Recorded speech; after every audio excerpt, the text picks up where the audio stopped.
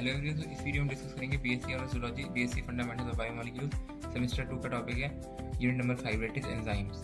ठीक है, टॉपिक आज हम पढ़ेंगे जो है एंजाइम इनिबिशन। तो एंजाइम इनिबिशन बेसिकली जो पढ़ते हैं हम कि कोई एंजाइम की एक्टिविटी कौन इनिबिट कैसे करता है, इनिबिटर्स कैसे इनिबिट करते हैं। बेसिकली 3 टाइप का होता है: कॉम्पिटिटिव इनिबिशन, इनिबिशन, ठीक है, नॉन कॉम्पिटिटिव,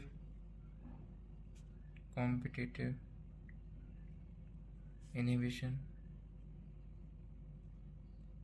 एक होता है मिक्स्ड इनिबिशन। ठीक है, 3 तरह के होते हैं। सबसे पहले हम डिस्कस करेंगे कॉम्पिटिटिव इनिबिशन। ठीक है, कॉम्पिटिटिव इनिबिशन। सो कॉम्पिटिटिव इनिबिशन बेसिकली क्या होता है, इसमें जो इनिबिटर और सबस्ट्रेट होता है वो सेम बाइंडिंग साइट कंप्लीट करता है बिटवीन द ये होता है इनिबिटर एंड सबस्ट्रेट के बीच में, एंड सबस्ट्रेट। ठीक है, ये कंप्लीट करते हैं for binding with active site of enzyme. जो एंजाइम की एक्टिव साइट होती है उसी के लिए दोनों एंजाइम और इनिबिटर, सबस्ट्रेट और इनिबिटर दोनों एक ही एक्टिव साइट के लिए कंप्लीट करते हैं। ठीक है, जैसे कि इसमें रिएक्शन हम लिख सकते हैं E+S, रिवर्सिबल रिएक्शन है K1 और K-1 इस तरह लिखते हैं। ठीक है, K+1 लिख सकते हैं, कुछ भी जो लिखना है। ES K2 ये कांस्टेंट है। ठीक है, E+P। ठीक है, अब यहाँ पे अगर हम इनिबिटर ऐड कर देंगे तो क्या होगा, KI इनिबिटर कांस्टेंट। ठीक है, तो क्या बन जाएगा EI+S, नो रिएक्शन। ठीक है, अगर हम इस कांस्टेंट को लिखेंगे कि इसको क्या लिखेंगे, एंजाइम की कंसंट्रेशन अपॉन इनिबिटर की कंसंट्रेशन अपॉन EI। ठीक है, इस तरह से लिखेंगे। और क्लियर? अब आगे बढ़ते हैं। अब इसका लिखते हैं V0 equals to V max substrate की concentration upon alpha KM plus delta S, वो कंसंट्रेशन ऑफ सबस्ट्रेट। ये हमने पिछली वीडियो में वो बताया मैंने कैसे आया। ठीक है, तो अल्फा क्या हो गया यहाँ 1 प्लस इनिबिटर की कंसंट्रेशन अपॉन KI। ठीक है, तो क्या 1/V0 करते हैं मान लो, तो क्या हो जाएगा alpha KM upon V max 1/डेल वो S की कंसंट्रेशन प्लस 1/V मैक्स। ठीक है, अब इसमें यहाँ पे तक ये इसकी रिएक्शन आ जाती है, यहाँ तक ये इसकी इक्वेशन ये आ जाती है फॉर कॉम्पिटिटिव इनिबिशन। इसमें एग्जांपल क्या आ जाएगा, एग्जांपल आ जाएगा malonate succinate dehydrogenase, succinate dehydrogenase, Krebs cycle का एंजाइम है। ठीक है, हाँ ये सबस्ट्रेट है आपका और ये आपका इनिबिटर है, तो ये दोनों सेम एक्टिव साइट के लिए कंपीट करते हैं। ठीक है, इसका सबस्ट्रेट की कंसंट्रेशन -1/अल्फा KM 1/V0। कैसा ग्राफ आता है इसका, देखिए।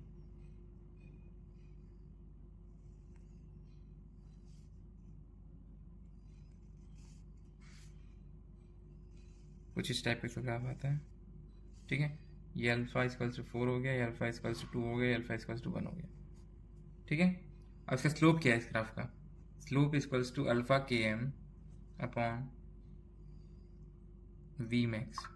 और ये कैसे आया स्लोप, ये इस इक्वेशन में लगा दी ना स्ट्रेट लाइन की equation, y equals to mx plus c। m ये हो गया, x ये हो गया, y ये हो गया, c ये इंटरसेप्ट हो गया। ठीक है, अब आते हैं next non competitive inhibition. Non competitive inhibition, इसमें क्या होता है कि जो इनिबिटर होता है वो जो सब्स्टिट्यूट है वो सेम एक्टिव साइट के लिए कंपीट नहीं करते हैं। एक active site other than active site होती है, दोनों अलग अलग साइट के लिए कंपीट, अलग अलग साइट के लिए वो कंपीट करते हैं।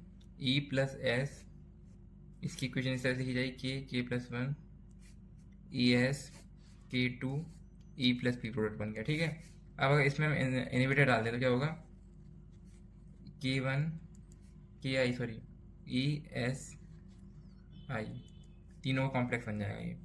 ठीक है, तो क्या इसका हम रेट कॉन्स्टेंट लिखना चाहेंगे, इसका कैसे लिखेंगे, कांस्टेंट ES की कंसंट्रेशन I की कंसंट्रेशन अपॉन ES1 जो कॉम्प्लेक्स बना हुआ इसकी कंसंट्रेशन।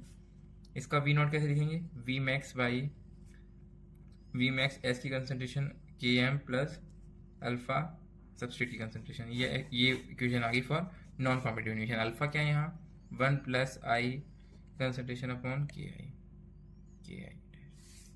ठीक है। और क्लियर लिखना चाहे ग्राफ प्लॉट करना चाहे तो कैसे करेंगे इसको, मैं इससे पहले इस फॉर्मेट में लिखूँ 1 upon V not K M upon V max 1 upon substrate की concentration plus alpha dash upon V max, ठीक है।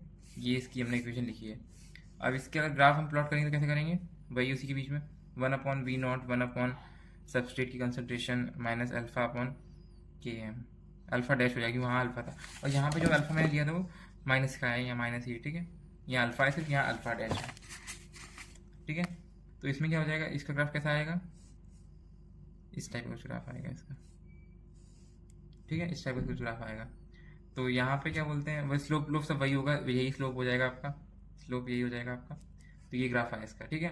अब इसका एग्जाम्पल मिलेगा, एग्जाम्पल क्या है नॉन कॉम्पिटिटिव इनिबिशन का, इनिबिशन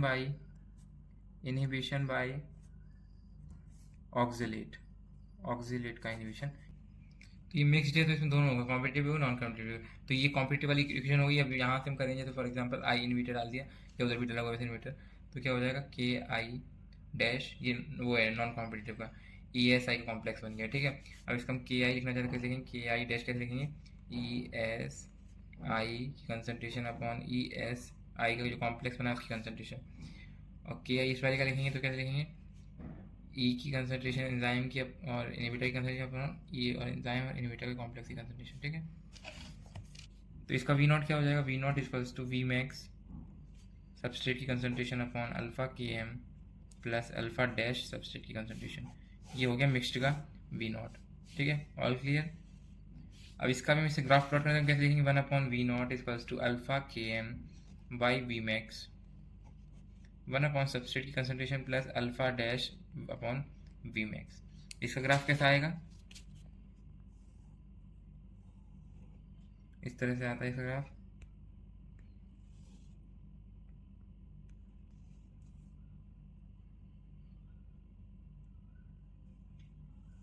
इस आप सही से बनाना, थोड़ा सा मेरे यहाँ थोड़ा वैसा हो गया, इस तरह से ग्राफ आता है इसका, ठीक है।